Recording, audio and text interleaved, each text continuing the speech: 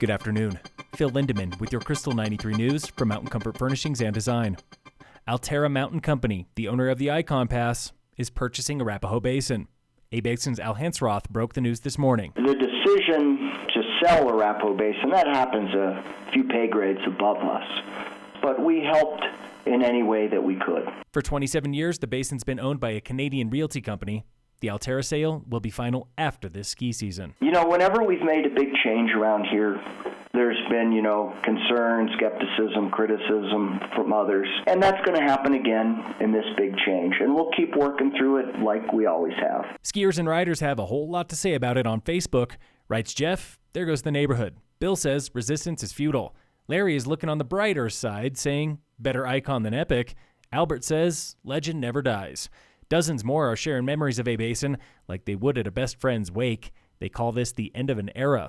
A few say this news broke them. They will not renew their ski passes next season.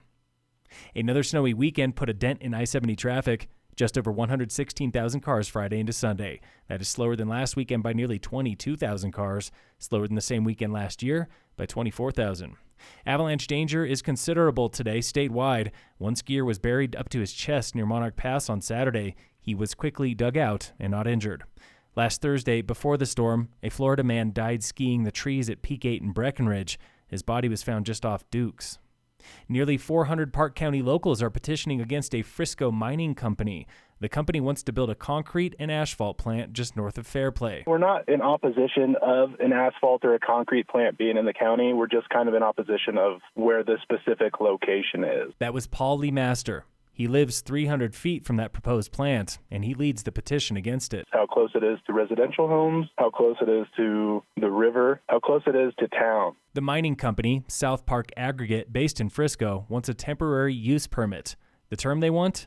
20 years. 20 years in my eyes doesn't seem very temporary. Tonight, the town of Fairplay is taking comments. Lee Master will be there. Park County, though, they'll have the final say. They hear the public February 14th. Krystal 93 recently stopped by one of Summit County's most unique schools, Snowy Peaks. I think if you ask 10 people from all over Summit County what Snowy Peaks is, you might get 10 different responses. That was Jim Smith, the principal there at Snowy Peaks. We are Summit School District's non-traditional school. Smith introduced us to graduates working on senior projects. There was Elke Flores. She wrote a cookbook with recipes that were passed down by her great-grandmother. Buñuelos, bacon dolces, bacon empanadas, and all those type of things. And that's what inspired me the most, my great-grandma.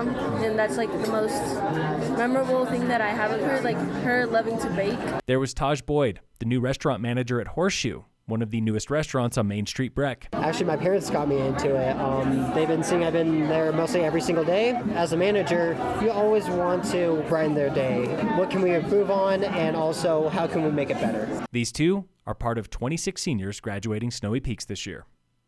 In sports, the Avalanche play the Rangers tonight at 5. And in local sports, tomorrow is the 6th and the final race of the A-Basin Rise and Shine Rando Series. Get signed up online.